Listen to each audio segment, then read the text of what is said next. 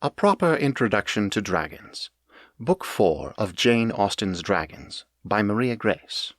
Narrated by Benjamin Fife. April 1801. The front door creaked open. "Jane! Lizzie!"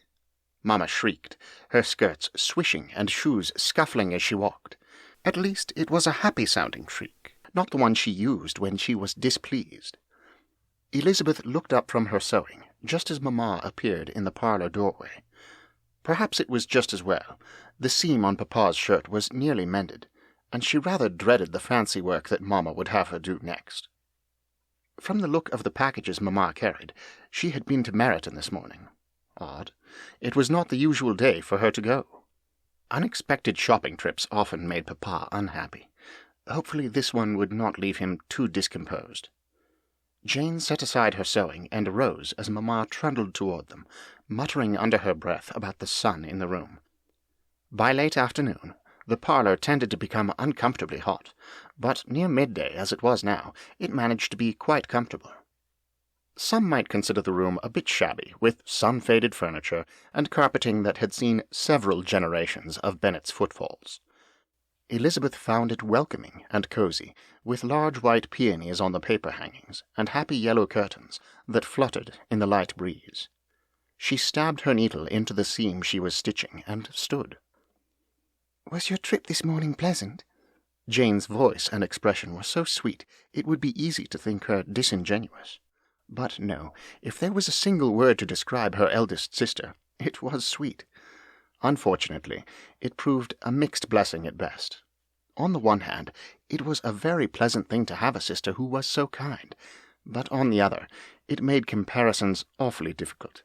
Mamma was very apt to draw them between her two oldest daughters. Mamma dropped down on her favourite chair, and plopped a package wrapped in brown paper on a nearby table. She dabbed her forehead with her handkerchief as she caught her breath. "Come, come, girls! I have something special that I want you to see." It was some consolation that the package was the wrong size and shape to be yet another bundle of ribbons and lace. While those things were often pretty, they were hardly worth such a fuss. Mamma untied the package as Jane and Elizabeth drew straight-backed wooden chairs near the table. "I ordered these for you last month, and they have finally arrived." The brown paper fell away to reveal two books, one bound in green and the other red, each about an inch thick, with nothing on the cover or binding to reveal what was within. Mamma had bought them books. Why? She felt reading was hardly a good investment of a young woman's time. Mamma handed the green one to Jane and the red one to Elizabeth. "You have both been working very hard on your writing. Jane, your hand is quite lovely now. Lizzie, yours has definitely improved." "Thank you, Mamma," she muttered under her breath. It was true that Jane's penmanship was beautiful, and that hers would never match that standard. That still did not make it pleasing to hear it voiced. It was not as if Elizabeth's was difficult to read. She just did not favour the romantical curls and flourishes that found their way onto Jane's pages, but Mamma thought those elegant, and therefore better. "You both are big enough now that you ought to begin keeping your own commonplace books." Mamma clasped her hands before her chest and beamed. Jane smiled as well, but was it because she should, or because she was genuinely pleased? One could never be quite sure. "I have kept one since I was your age. By now, of course, I have a number of volumes. They have been ever so helpful to me. One can never seem to remember just the right turn of a phrase for a letter, or recall which book she read it in, when she needs it. But if it is in your commonplace book, then you will always know where to look. The same is true for bits of wisdom you read or hear. A special receipt you might be given. I even wrote the instructions to make the breeches ball that finally cleaned those odd stains off your father's buckskin breeches. Sister Phillips sketches in hers at times to remember room designs or garden plans. You can place any number of important things you might want to remember there." Jane ran her fingers across the edge of the pages. "It is very lovely, Mamma. Thank you." "Yes, thank you." Elizabeth clasped the book to her chest. "I'm most excited to begin. I can think of a number of things I have recently read that I would very much like to write down." Excellent. I'm very glad to hear that. It will be lovely for you to have a reason to practice your writing without being reminded to do so. Mamma smiled as though that were a genuine compliment. Perhaps she thought it was, but it did not really feel like one. That is all well and good. Papa shuffled into the room, slightly bent over, his feet dragging just the barest bit over the carpet. Earlier this morning he had been complaining about his joints aching, and demanded a cup of willow bark tea from Mrs. Hill. He had been doing so more often recently, 3 mornings during the last week. Had Mamma noticed? "Mr. Bennet, see what I have bought for the girls." Papa took the book from Elizabeth's hands and rifled through the blank pages. "Very good, very good. See that you write sensible things in there, Lizzie." He raised his bushy eyebrows at her, a peculiar look in his eye. Elizabeth blinked several times and pressed her fingertips to her lips. Well, that was not among the things Mamma listed as appropriate for a commonplace book, but certainly, if she was to remember important things, then the things she studied with Papa should definitely be written there. "Lizzie will need to come back to this later. For now I need her to accompany me." He handed Elizabeth a small notebook and pencil. "I need her to write notes for me, as I examine some of the land." Mamma harumphed. "I suppose she may go, but it is also very peculiar. Why should she be writing for you? Since you insist you cannot do it yourself, you ought to have a secretary. And yet you insist on the need for lace and new gowns. Which would you prefer to have?" His eyes narrowed and tightened at the edges, lips pressed hard together. "Such a curmudgeon. Go with your father now, but do not forget to make your hand neat and proper as you write for him." Mamma waved them out of the room. Mrs. Hill handed Elizabeth her bonnet as they headed for the front door. Papa said nothing, his jaw tense and teeth clenched tight. That he was quiet was hardly unusual. Mamma did most of the talking for them both. But it was difficult being reminded that writing hurt his hands, something Mamma did not appear to grasp. A soft, warm breeze greeted them as they left the house, tickling her cheeks as it passed. What a perfect April day! Warm enough that one did not need a spencer, but cool enough that one did not find herself in a continual state of inelegance, as Mamma was wont to refer to it. Papa remained silent as they followed the path through the gardens and into the woods. "Where are we going?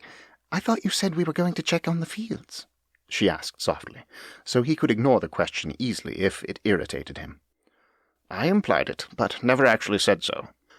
I wish to take you to a place you have never been before, one that is at the heart and soul of this estate." His lips turned up at the corners, just a mite, but it was enough to break the tension. "Do you mean?" "Yes, I want to show you where Longbourn lives."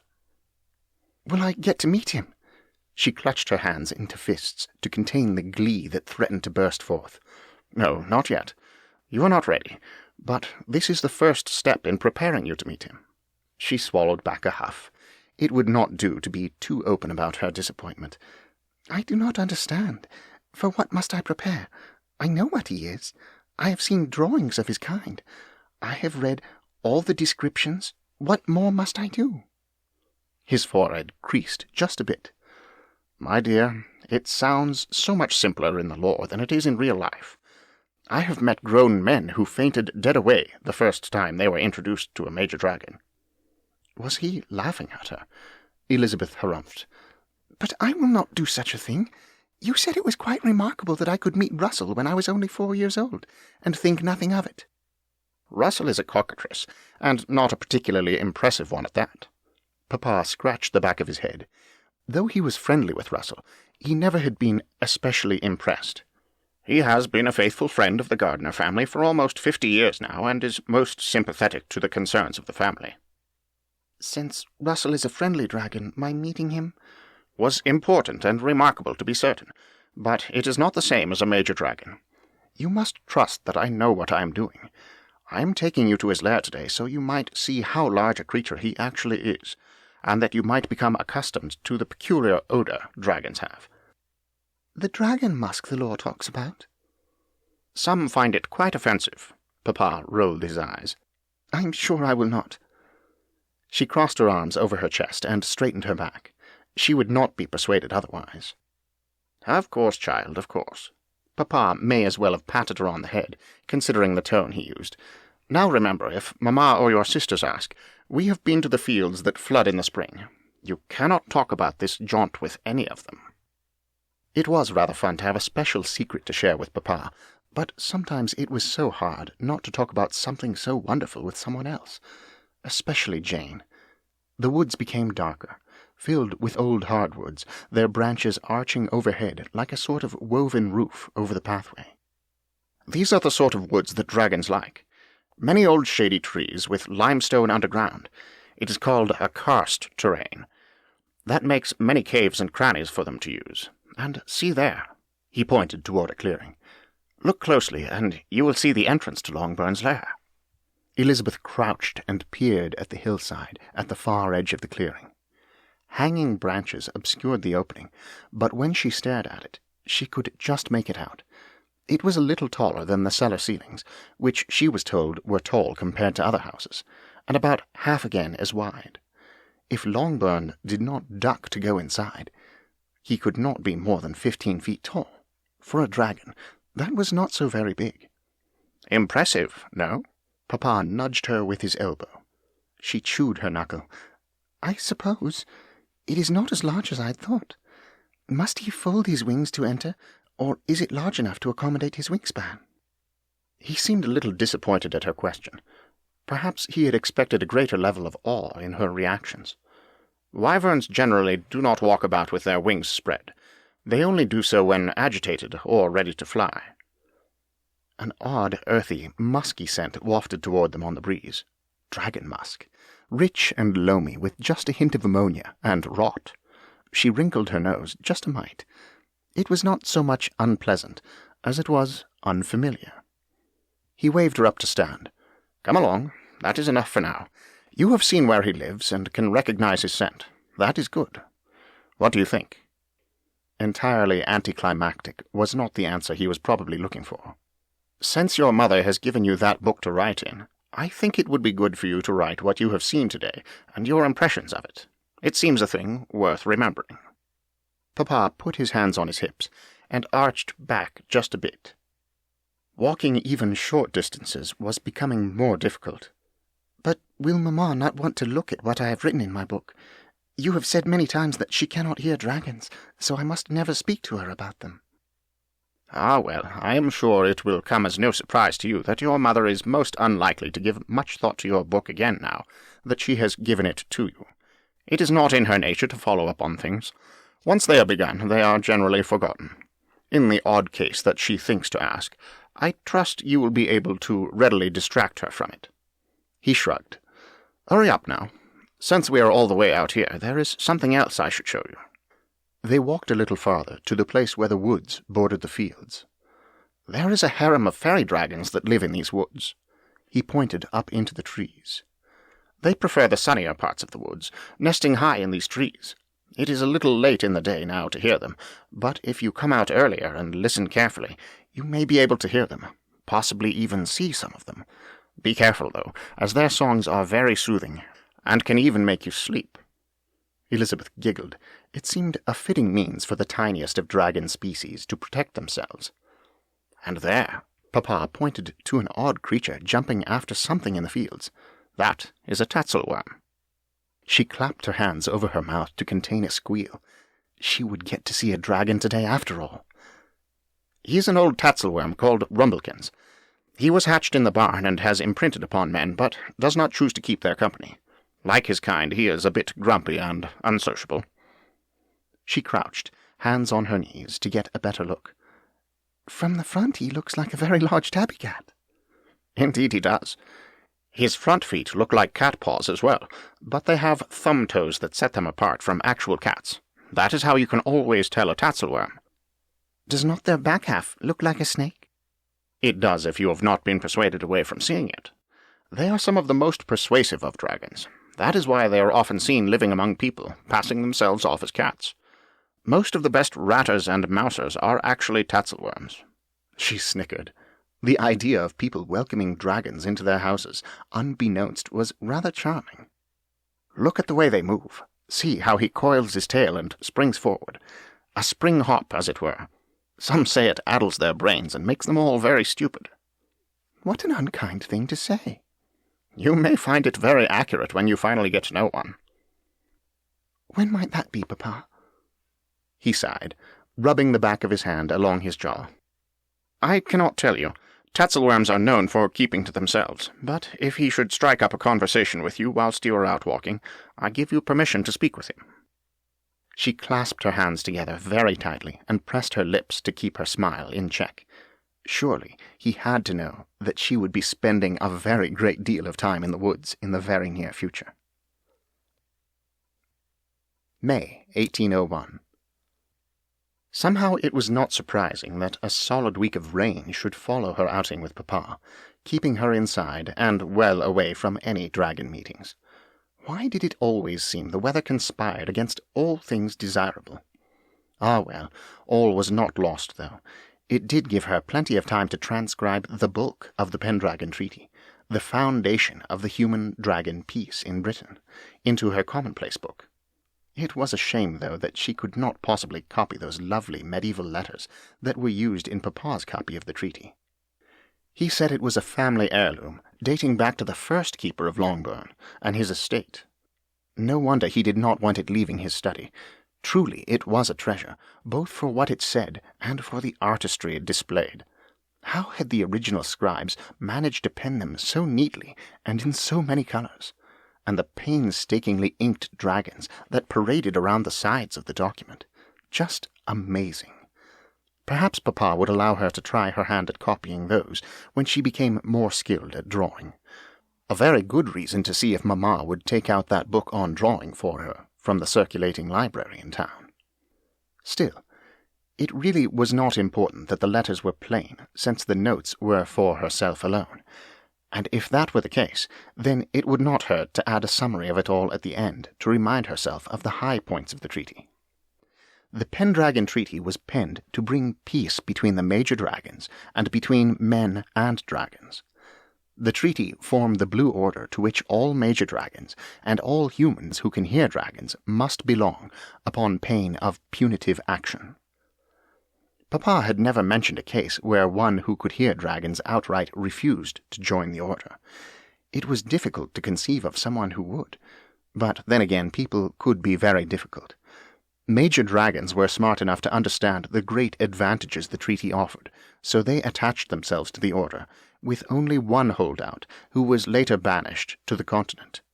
Minor dragons had the option of joining but could not vote on proceedings, much as men without keeps could not vote. The treaty assigned all major dragons and their progeny a territory, according to their size and needs, to be overseen by keepers and their progeny, likewise assigned to the territory. Keepers bear the responsibility of ensuring all the keep's dragons' needs are met. In return, major dragons forswore all aggression toward man and dragon, except where necessary in defense of their own lives, and promised to keep order among the lesser dragons in their territory. When disputes arise, the treaty declares they are to be settled by the Blue Order Council, a group charged with maintaining the peace established by the Pendragon Treaty. All in all, it really was simple. Why did it take so many words and pages to say it all in official terms? At least it made a very pretty and sizable first entry in her commonplace book. Pray Mamma never asked to read it. The next day the rains finally broke, and Elizabeth dashed out for a walk as soon as the sun had fully risen. Morning air was certainly the most agreeable, far nicer than that in the afternoon. Perhaps it was the fresh, dewy scent on the air, and the hint of cool in the breeze. Perhaps it was the golden light of sunrise that made everything glow with a warm, welcoming feel. Perhaps it was because the birds, and the fairy dragons, were singing then, or that there were few people who were out and about to question where she was going. Whatever it was, morning walks were probably going to become a habit very soon, especially if it meant she could see dragons. At the spot where the fields met the woods, she found a tree stump for a seat, and peered up into the morning sky. Tiny specks that must be fairy dragons darted back and forth, catching dragonflies, and other rather large insects. Surely the bugs could not taste very good, all leggy and crunchy and squishy in the middle. She shuddered a bit. Not all of them eat bugs, you know. She jumped and looked down. A large striped cat face with tufted ears and bright green eyes peered up at her. His eyes were a little far set and did not seem quite focused, but his voice was clear and sure. Perhaps the rather vacant expression was what made people think tatzelwurms stupid. I was not aware. I have only just begun to learn about fairy dragons from Papa. Odd. That is usually the first sort of dragon children are made familiar with. They are certainly the least frightening, and the most tasty. He licked his rather substantial fangs with a long, forked tongue. That definitely did not fit in a cat's face. But he was a tatzelwurm, not a cat, so it was most clearly appropriate. Pray do not tell me you eat them. She pressed the back of her hand to her mouth. If you wish. He raised a thumbed paw and licked between his toes. I am Rumblkins. She rose and curtsied. I am pleased to make your acquaintance. I'm Elizabeth Bennet. You are part of the keeper's family. I am his daughter. He flicked his serpentine tail sharply. The dark, smooth scales caught the morning light just so, gleaming a bit like polished metal. Your housekeeper does not like cats. I do not know that Mrs. Hill dislikes them. She chewed her lip and cocked her head. No, I'm quite certain. She is quite happy to have them catching mice and rats. She detests those. The woman with the cap with dangling ribbons threw shoes at me. His tail lashed back and forth in the grass. I know no one by that description at the house. Perhaps it was a housekeeper for my father's father. Rumblkins wrinkled his nose. I will not take a chance. I do not like shoes thrown at me. I will not throw shoes at you. I thought not, since you are not carrying any. He sat back on his tail, as though sitting on his haunches. Have you anything for me to eat? The book Papa had shown her about tatzelwurms said that they were always hungry. That much appeared very true, but it had also said that worm-type dragons are considered the least intelligent and least reliable of the dragons. Of the worms, tatzelwurms are regarded as the most capricious and least loyal. They rarely choose to be companions to dragon friends, and when they do, they are aloof, independent, and unaffectionate. Rumblkins rubbed his face against her ankles, purring very loudly. I smell cod. I like cod very well. Will you be my friend if I give you dried cod? I will be your friend even if you do not. Scratch my ears. He shoved his face under her hand. She scratched behind his ears and under his chin. His purrs grew so loud she could feel them as he rubbed against her. What a sweet creature, and not aloof at all. She pulled a piece of dried cod from her apron pocket and offered it to him. Instead of taking it in his teeth as a cat might, he took it from her with his thumbed paw and brought it to his mouth. There all semblance of manners ended, and he gobbled the fish, spittle and tiny slivers of meat flying. Was it just tatzelwurms, or were all dragons revolting when they ate? He did wash his face like a cat when he was finished, which almost, but not quite, made up for the grisly manners he had displayed. Why are you staring at me so? Rumblkins asked, as he licked between his thumb and toes. I have never been so close to a tatzelwurm before. You do not look like the drawings in the books I have seen. He wrinkled his nose and snorted. Or was that a sneeze?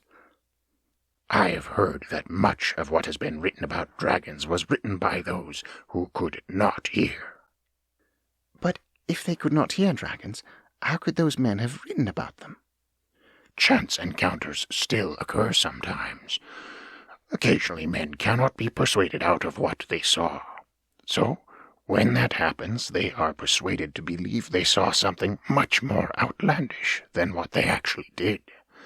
That way their accounts are as far away from the truth as possible. Then they put them in foolish books, and all manner of strange and stupid accounts are written. Papa would certainly not like to hear that. Perhaps that is why he thought Rumblkins addlepated. I have not read that in any of the Pendragon Accords. It is something we have always done. I do not know why anyone would bother to have it written down. I suppose that makes sense. She chewed her lip. Are you venomous? Why would you think that? His brows knit together, and he managed a very exasperated look. Some books say so, and you have very long fangs. Well, it is written wrong. No tatzelwurm has venom like a snake. Now our breath. He reared up and huffed in her face. Gracious, her eyes watered. She coughed into her hand. Has also been considered poison, but that is nonsense. Yours might be unpleasant, too, if you ate rats and mice all day. I will keep that in mind. He wove between her feet again, purring. Scratch again? He guided her to the itchiest places along his jaw and behind his ears.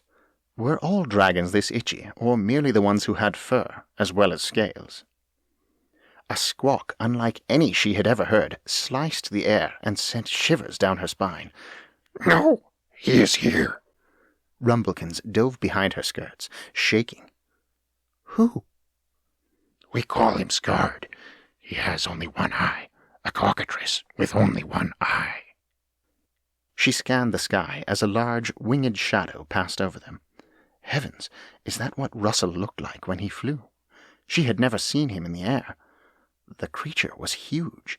Wing-tip to wing-tip, he was broader than Papa was tall. Do not let him see me. Rumblkins shuddered against her calves.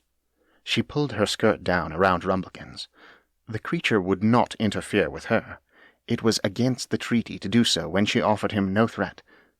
Why are you so afraid? He has been known to eat tatzelwurms when he cannot find enough birds and fairy dragons to satisfy his appetite. Can you not simply reason with him?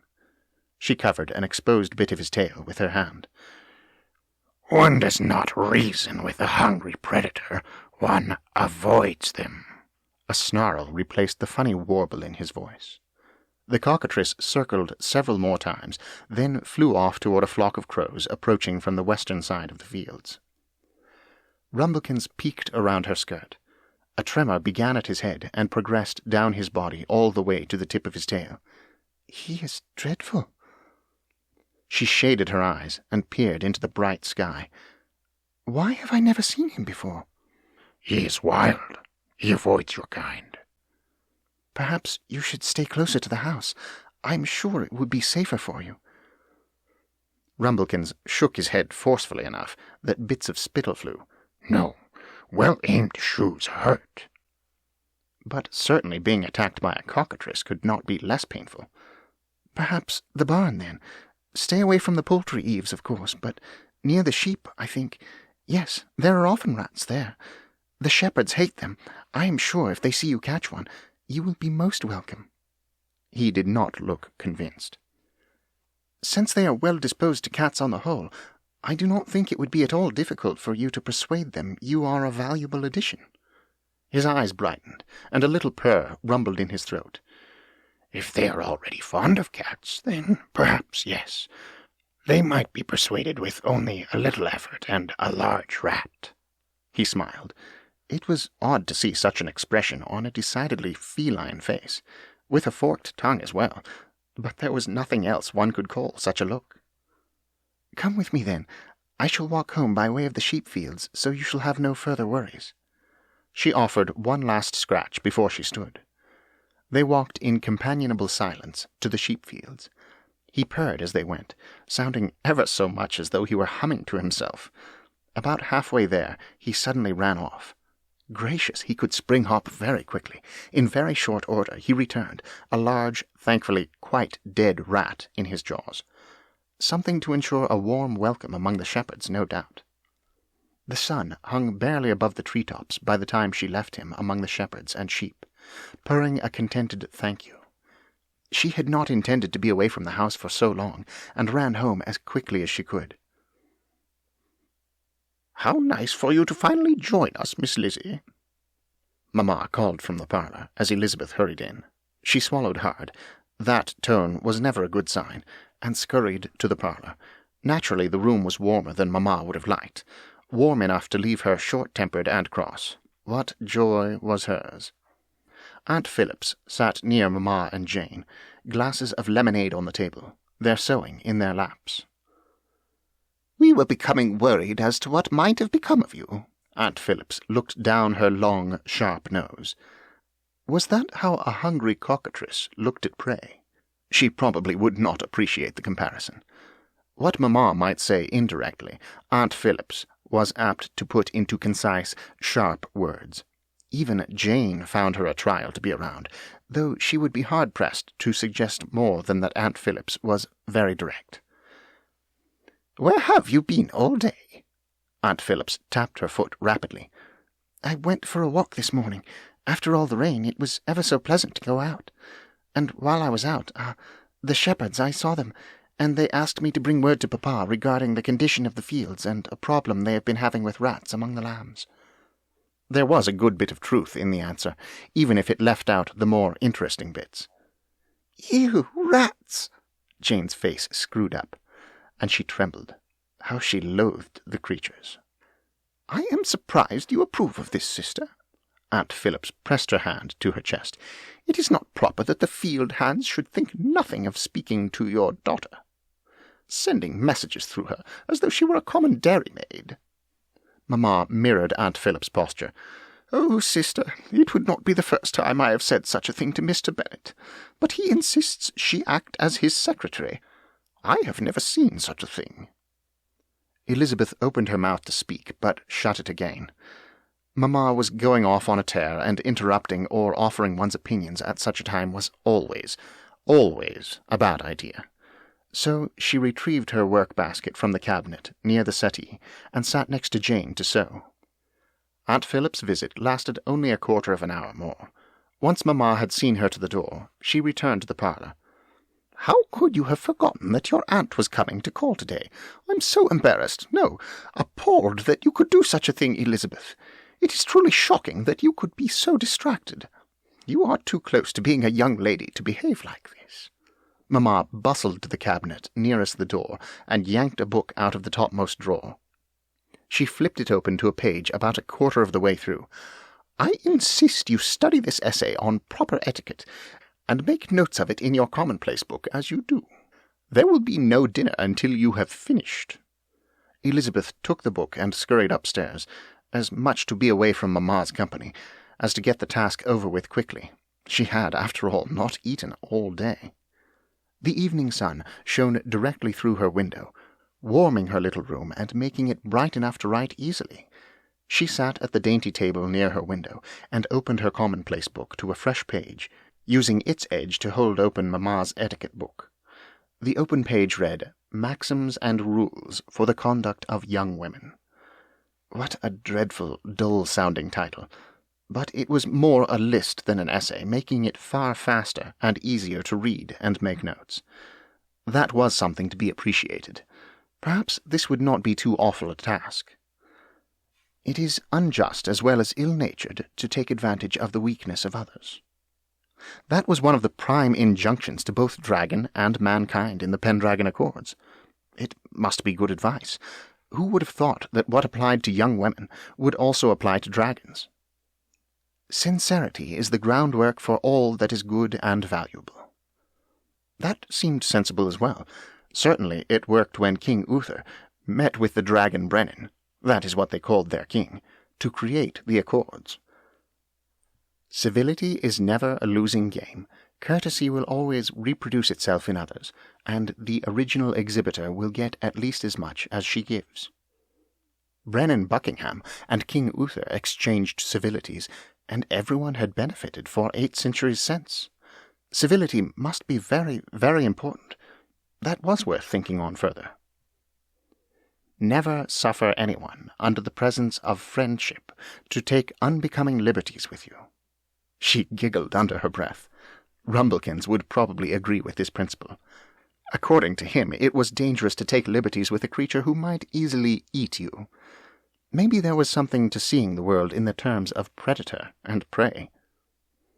The character of a toad-eater, flatterer, or sycophant is truly detestable. According to Papa, dragons detest flattery of all sorts.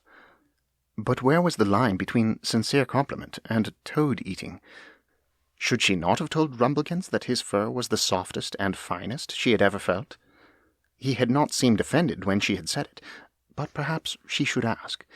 It would be a shame to offend him unwittingly. If you wish to identify a beau of quality, watch him at the dining table. Nothing indicates a well-bred man more than a proper mode of eating his dinner. If this were true, then all dragons were probably brutes. Rumblkins was horrid when he ate, and he said that his manners were better than most. She swallowed hard. It was a sight difficult to put out of one's mind. Remember that if you are quiet in society, you will at least have credit for discretion. Or stupidity. It was difficult to be certain which was true, and harder still to know how she might ever find out. Women in every country have a greater influence than men choose to confess. That was especially true of the Blue Order. Though Papa clearly did not approve, the Order acknowledged women were as important as dragon friends and keepers as men. It was a wonder that the dragons recognized the influence of women so easily, but society did not. One more reason to like dragons very much. The sun had almost set, but she was finally finished. Pray Mamma would not demand to see what she had written, and would simply take her word that the task was complete. Elizabeth hurried downstairs.